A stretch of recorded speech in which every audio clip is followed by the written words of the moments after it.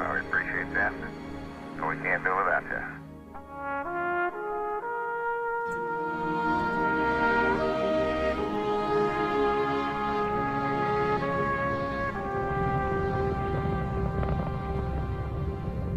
Roger, clear the tower.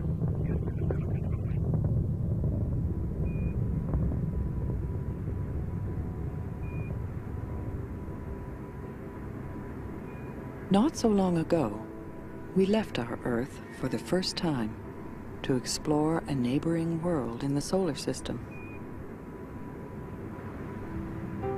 Well, Houston, Sweet 16 has arrived. We found a fascinating place, but barren and lifeless. We stopped, and let's take a gander around and see which way we ought to head. You know, Dave, if we can make it out that far directly ahead of us, look at those large blocks. You mean it? Come down slope, yeah, at 12 o'clock. One sight stood out from all the others.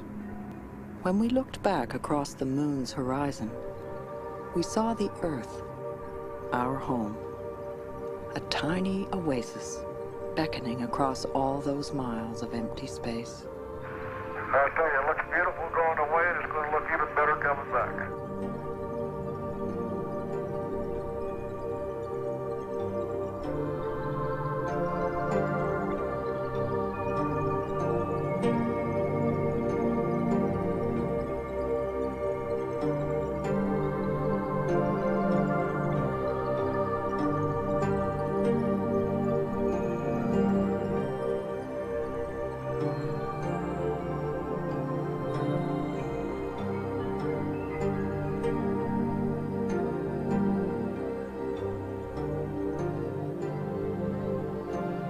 To look at our Earth from the outside is to discover an entirely new planet.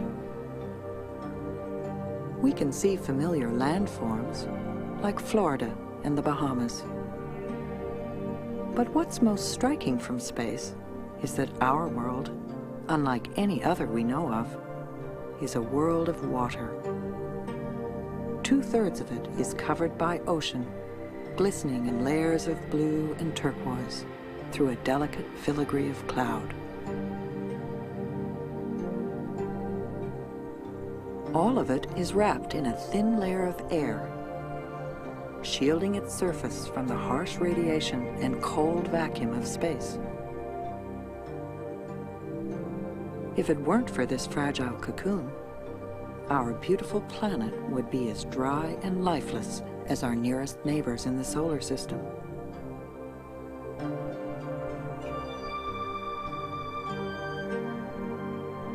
Mars has only a feeble atmosphere. It's locked in a permanent ice age. Venus, under a very dense atmosphere, is hotter than an oven.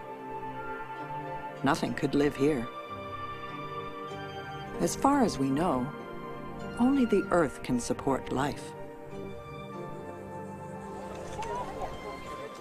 To learn more about the unique environment which makes life possible here on Earth, we're now returning to space in a variety of craft. We call this Mission to Planet Earth.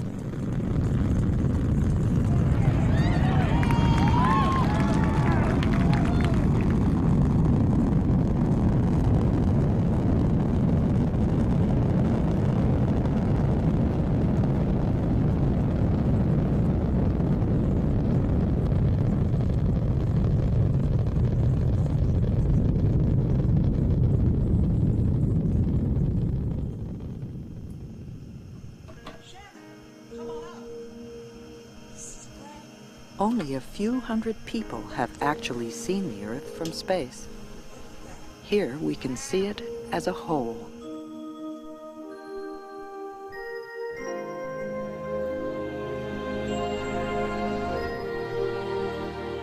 Floating beneath us, Sri Lanka and India. But now we also see a planet, bathed in the light of a nearby star, the Sun. Ours is a world of constant change, shaped and reshaped by nature's powerful forces. Its blueness came out of the earth itself. The ancient oceans were steamed out of the interior by erupting volcanoes. We know this one as the Big Island of Hawaii.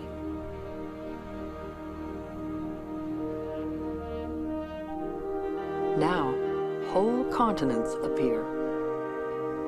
Europe is on the left. Stretching beyond Gibraltar to the horizon, the Mediterranean Sea.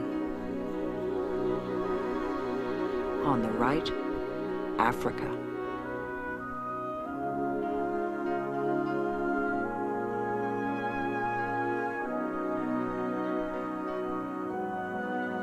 Deep in the heart of Africa, we come upon a land of forests, lakes, and rivers. We're crossing over Lake Victoria and the broad plain of the Serengeti.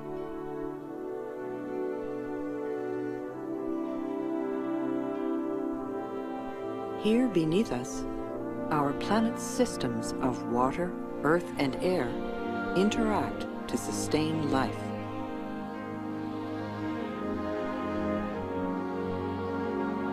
To observe this complex environment more closely, we'll drop down to the surface of the strange red lake below.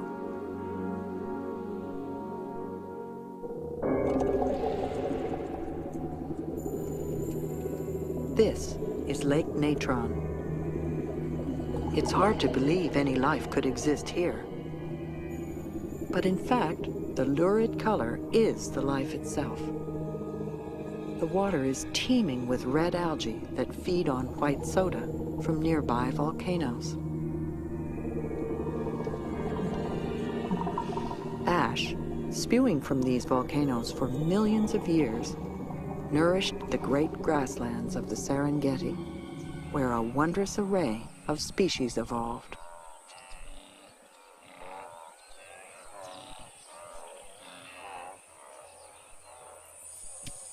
Each depends in some way upon the others.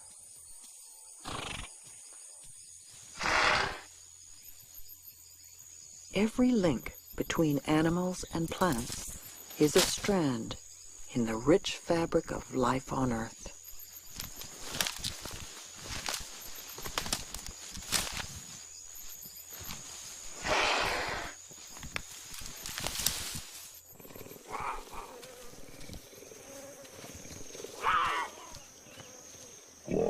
Of all the creatures that evolved in Africa, only one stood upright. Only one developed tools and language. For about 1 million years, humans were hunters and gatherers. Then we discovered farming. Now the same land could support many more people. But without the Earth's life support system of water and air, not a living thing could exist.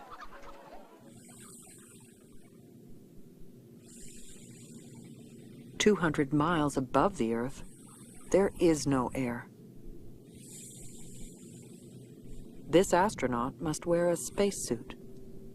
It supplies the oxygen he needs and insulates his body from extreme heat and cold.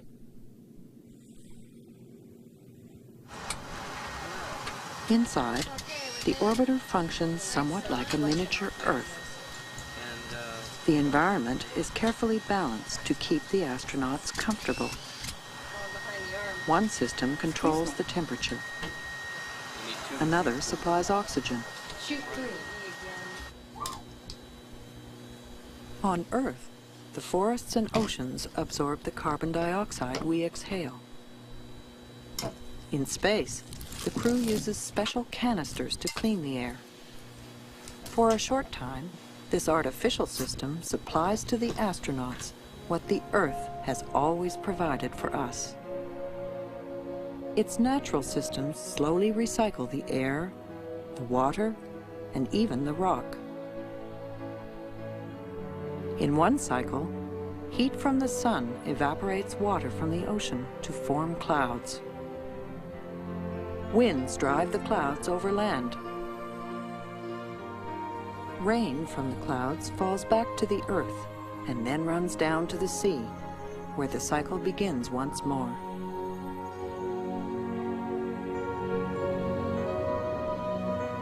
Heat stored in the clouds can drive them upwards into towering thunderheads. Inside them, powerful electric charges are building.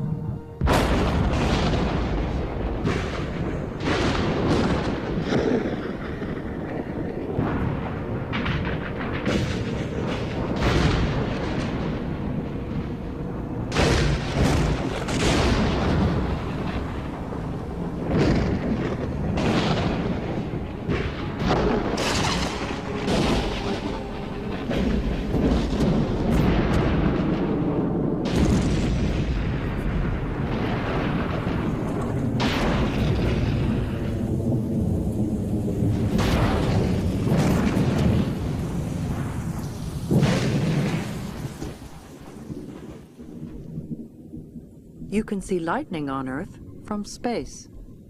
Astronaut Charlie Bolden.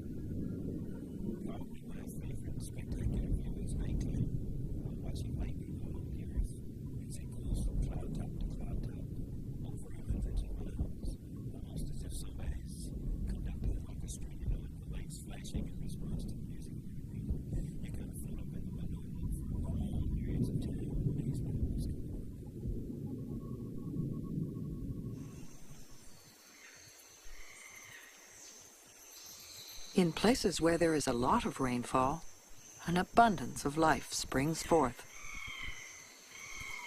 The plants produce oxygen, which we and the other animals breathe. Life on Earth is easy to see from space. Costa Rica and Panama are green with it.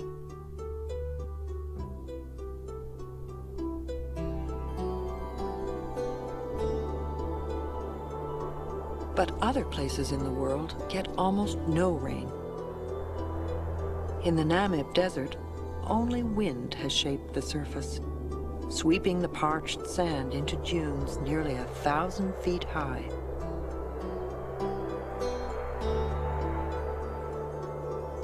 In some of the driest deserts, people have drilled for water trapped in the rocks deep below the sand. Each one of these tiny circles is an irrigated field, half a mile in diameter. But this is a short-term gain. It will take only 50 years to use up all the water, but more than 10,000 years to replace it.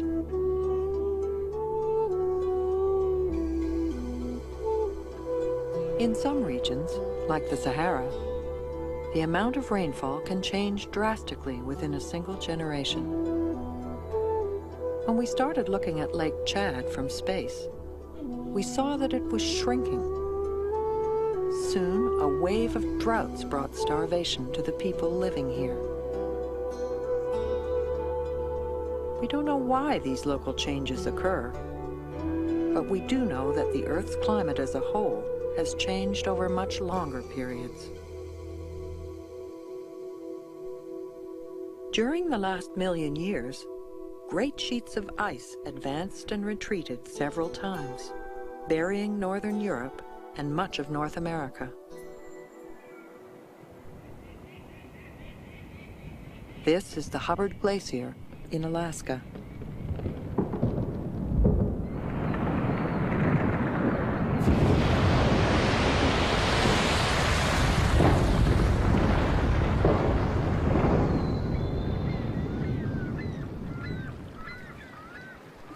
Trapped deep inside these frozen walls is a record of climate change, going back thousands of years.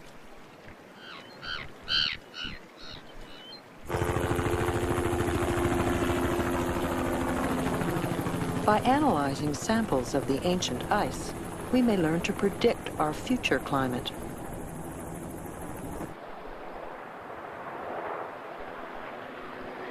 "10,000 years from now, Perhaps the sites of Montreal, Detroit, and Copenhagen will again lie buried beneath a mile of ice.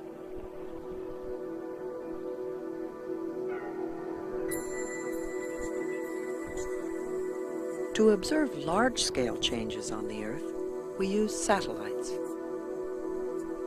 The TDRS satellite will act as a relay, linking scientists with dozens of spacecraft watching different parts of the globe. Some study ocean currents. Others monitor the health of crops. They also warn us when storms develop.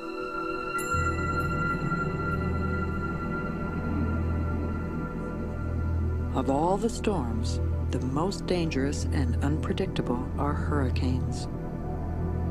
Without help from satellites, we could not prepare ourselves for the onslaught.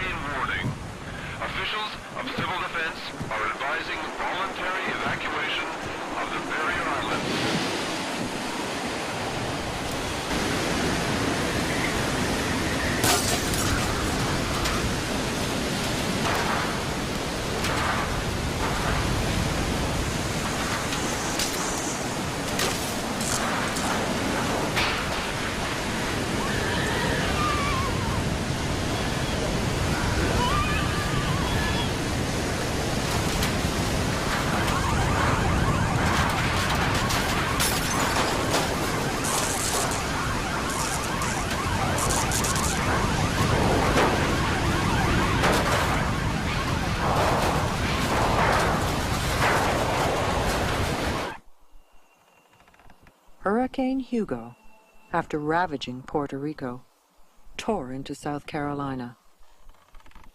What was once a national forest is now a heap of kindling. Where once there was a house, only the front steps remain.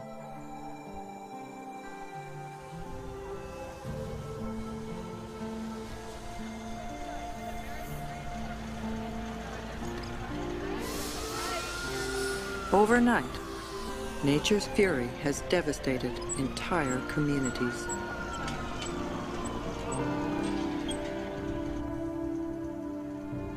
But then, as quickly as it struck, the storm vanishes and the eastern seaboard is calm once more.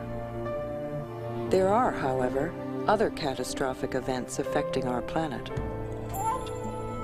They're far more violent than any storm.